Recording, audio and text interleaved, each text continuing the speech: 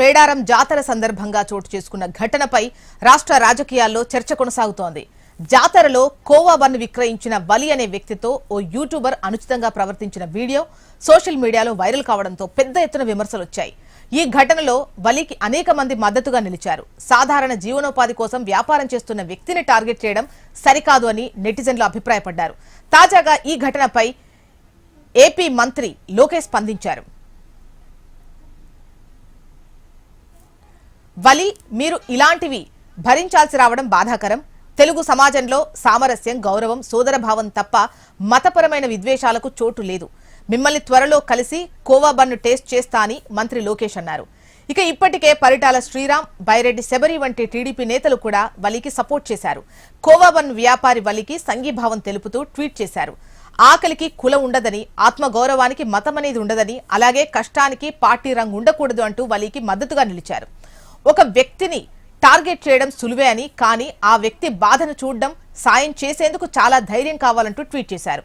నిజానిజాలు తెలుసుకోకుండా కష్టపడి పని చేసుకునే ఓ చిరు వ్యాపారి మీద నిందలు వేయడం సరైంది కాదని అభిప్రాయపడ్డారు.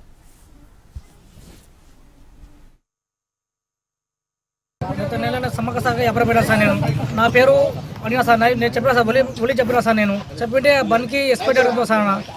ఎక్స్పెక్ట్ అవుతుంది సార్. అది 10 రోజులు సార్ వ్యాపారం, అది 10 రోజులు, 4 రోజులు, 5 రోజులు సార్ వ్యాపారం సార్ మాది అని అడిగినా సార్. అడిగితే సార్ ఆధార్ కార్డు చెప్పినాడు సార్. ఆధార్ కార్డు తెచ్చుకోవాలి సార్. నేను మర్చిపోయి అడిగినా సార్. నేను అంతే సార్.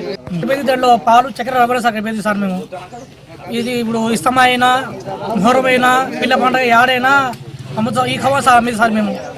అదే సార్ జరిగిన వ్యాపారం మాకి నేను కొరుకుతాను సార్. యాడ హిందూ అయినా, ముస్లిమ్స్ అయినా, ఎవరైనా తీసుకోవాలని నేను కొరుకుతాను సార్. కావాలి సార్. చిన్నప్పుడుతో వ్యాపారం చేస్తున్నాం సార్. ఎప్పుడు ఈ మాట రాలే. మాకేమంటే ఇది చేసుకునే తినాలా మేము. ఎవరు ఎప్పుడు ఏమనాలే. మీ జాతర పోయినా మేము అమ్మ జాతరకి ఆడ మాకి ఎంత అది అంతా ఇది చెప్పి వాళ్ళు మాకు కొంచెం డిస్టర్బెన్స్ చేసేసినారు. మళ్ళీ మాకేం చేస్తారో ఏం లేదో అని కొంచెం భయపడినాం మేము. ఆడ వాళ్ళతో భయపడి వచ్చినాం. మాకు ఈ వ్యాపారంకి ఏమవుతుంది అంటే అది అని కొంచెం వ్యాపారం మాకు తగ్గిపోయింది. చాలా ఇబ్బందుల్లో ఉన్నాం మేము కూడా. చేసుకుంటే తినాలా, లేకుంటే ఏం లేదు మాకు ఆడ.